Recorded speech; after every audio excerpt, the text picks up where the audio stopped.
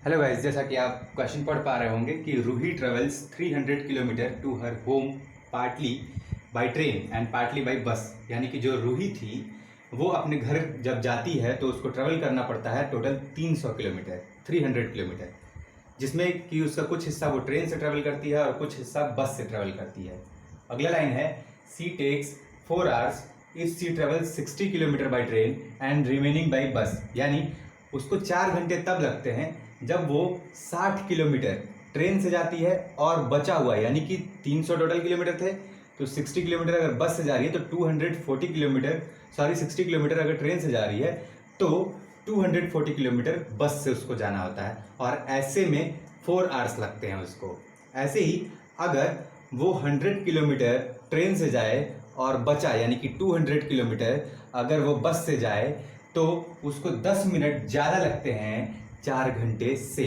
ठीक है, तो कह रहा है कि उस ट्रेन और बस की स्पीड बताइए। तो जैसा कि आप जानते हैं कि जो चीज़ पूछता है उसी को हम एक्स और वाई के रेस्पेक्ट में लेते हैं। तो सॉल्यूशन में हम इसको किस तरीके से सॉल्व करेंगे इसको देखिए। मान लेंगे let the speed of train is x kilometre per hours and bus be y kilometre per hours. यानी कि ट्रेन का स्पीड हम मान लिए कि x किलोमीटर है और y जो है वो बस का स्पीड है y किलोमीटर पर आवर्स। ठीक, अब क्या है, सारी चीज़ें जो डिपेंड है वो है टाइम पे, क्योंकि सब को रेस्पेक्ट में यानी कि डिस्टेंस और टाइम को एक साथ में ये रखा है। तो हम सारे इक्वेशन को सेंट्रलाइज करेंगे टाइम पे। ठीक, तो एक फॉर्मूला जैसा कि आप जानते ही होंगे कि speed is equal to distance upon time होता है।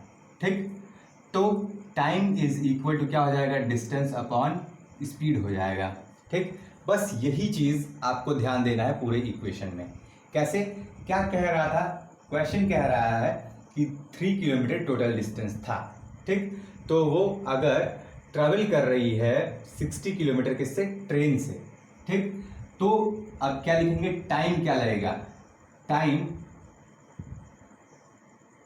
Taken to travel 60 kilometre by train. तो टाइम इज इक्वल टू क्या था, डिस्टेंस अपॉन स्पीड। तो 60 किलोमीटर वो ट्रेवल की थी, ये डिस्टेंस हो गया और स्पीड हम मान लिए हैं x। ठीक, ऐसे ही time taken to travel remaining, अगर वो 60 किलोमीटर जा चुकी है ट्रेन से तो बच गया कितना, 240 kilometre. Travel remaining 240 kilometre by bus, तो उसका टाइम कितना हो जाएगा, तो 240 किलोमीटर हो गया डिस्टेंस और बस की स्पीड थी y। ठीक, तो ये हो जाएगा ये किलोमीटर और ये kilometre per hours.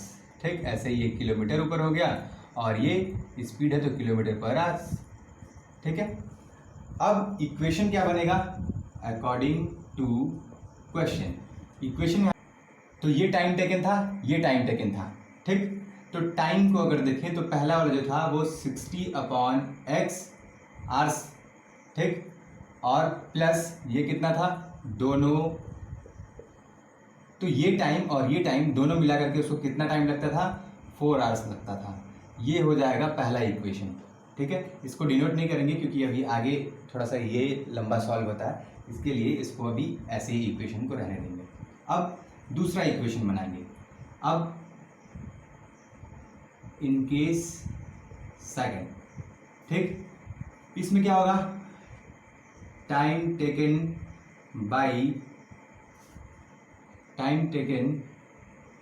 To travel, कितना ट्रेवल करना था, 100 किलोमीटर 100 किलोमीटर बाई ट्रेन।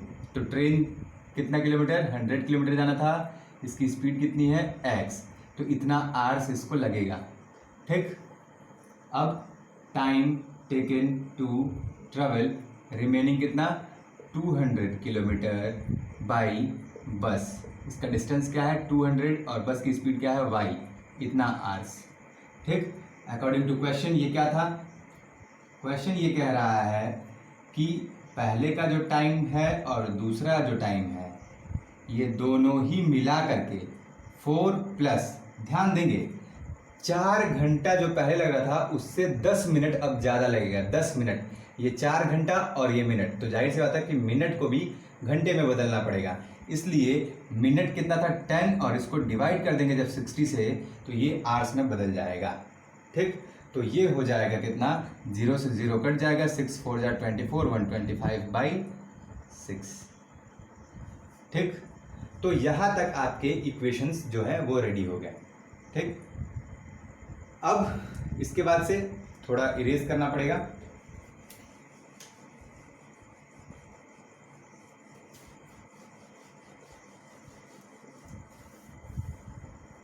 जी, तो अब ये पहला इक्वेशन और दूसरा इक्वेशन, इन दोनों को ही हमको सॉल्व करना होगा। तो चलिए इक्वेशन लिख लेते हैं ऊपर। ये है 60/x plus 240/y is equal to 4, और दूसरा इक्वेशन क्या था, 100/x plus 200/y equal to 25/6। ठीक है, तो ये दोनों ही इक्वेशन को अब हमको सॉल्व करना रहेगा। अब इसको हम पूरा इरेज कर देते हैं क्योंकि इसका कोई भी काम अब नहीं है। ठीक, अब इसको सॉल्व करने का तरीका आप पहले ही जान चुके होंगे। अगर 3.6 का पहला क्वेश्चन सॉल्व किए होंगे तो उसमें एकदम इसी तरीके से इक्वेशन है। ठीक, तो चलिए अगर नहीं जानते हैं तो फिर इसको हमारे साथ कंटिन्यू रहिए और देखिए इसको क्या लिखेंगे। Let 1/x is equal to u, ठीक, and 1/y is equal to v।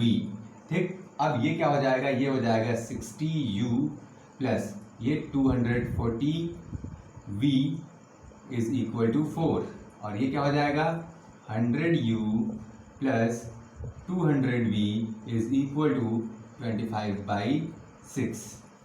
ठीक, अब क्या कर सकते हैं हम, बहुत आसान होगा कि ये जो फ्रैक्शन है इधर, इसको हम क्या करें, इधर मल्टीप्लाई कर दें दोनों में। तो ये इक्वेशन क्या हो जाएगा, ये हो जाएगा इक्वेशन 600u, इसका इसमें भी कर दिए और इसी का इसमें भी कर देंगे। ये u है, ध्यान देंगे, प्लस ये 6 का 2 से करेंगे तो कितना हो जाएगा 1200v इज इक्वल टू 25, और ये इक्वेशन क्या है, ये इक्वेशन है 60u plus 240v is equal to 4। अब देख रहे हैं कि दोनों ही इक्वल नहीं है, ना ये दोनों इक्वल है और ना ही ये दोनों इक्वल है। तो इक्वल करना जरूरी होता है किसमें, इक्वल करना जरूरी होता है एलिमिनेशन मेथड में। ठीक, तो अगर ऊपर 10 से मल्टीप्लाई कर दे तो ये दोनों ही इक्वल हो जाएंगे। तो चलिए 10 से मल्टीप्लाई कर देते हैं एक बार फिर। तो ये अब इक्वेशन क्या बन के आ जाएगा, ये इक्वेशन बन जाएगा 600u प्लस फिर इसका इससे मल्टीप्लाई करेंगे हो जाएगा 2400v इज इक्वल टू, फिर 4 का 10 से मल्टीप्लाई करेंगे 40 हो जाएगा, और नीचे का इक्वेशन सेम एज वही हम लिख देंगे।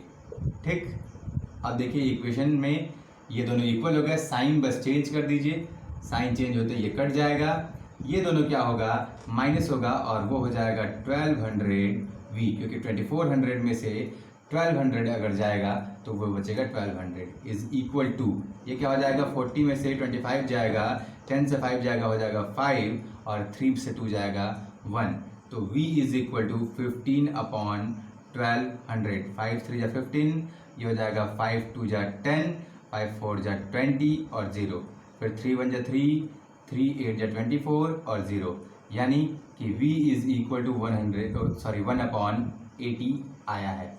v की वैल्यू अभी बता रहे हैं। ठीक है, ये v की वैल्यू अभी हमसे निकली है। अब v की वैल्यू तो निकल गई। ठीक, इसके बाद से हम जैसा कि जानते हैं कि v हम किसको माने थे, 1/y को माने थे। ठीक है, तो यहाँ पे ही सॉल्व कर देते हैं। v इज इक्वल टू कितना आया था हमारा 1/80। ठीक, तो v की वैल्यू हम लिए थे 1/y इज इक्वल टू 1/80। दोनों को ही क्या कीजिए, रेसिप्रोकल कर दीजिए, हो जाएगा y is equal to 80 kilometre per hours, क्योंकि y हम स्पीड माने थे और स्पीड का ऐसा यूनिट होता है किलोमीटर पर आवर्स। ठीक, तो ये तो हो गया आपका y, लेकिन अभी भी x की वैल्यू आपकी नहीं आ पाई है। तो अब v की वैल्यू किसी भी एक इक्वेशन में पुट कर दीजिए। तो चलिए किसी भी एक इक्वेशन में वैल्यू पुट करते हैं। तो ये इक्वेशन रहने देते हैं, बाकी को इरेज कर देते हैं।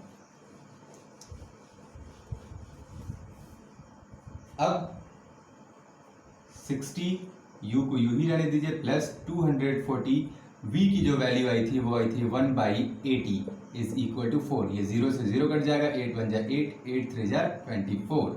ठीक, ये हो जाएगा 60u इज इक्वल टू 4। ये प्लस 3 होता, उधर जाके -3 हो जाएगा, यानी कि 60u is equal to 1। So u is equal to 1/60। और u को हम क्या माने थे? u को हम माने थे 1/x, और इसकी वैल्यू आई है 60।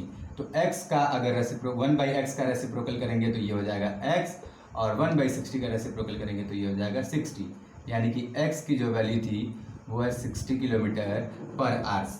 ठीक, तो उम्मीद है आपको समझ में आया होगा सोल्यूशन। अगर आपको समझ में आया तो लाइक ज़रूर कीजिएगा, कमेंट करके ज़रूर बताइएगा, और सब्सक्राइब करना ना भूलिएगा। Thank you.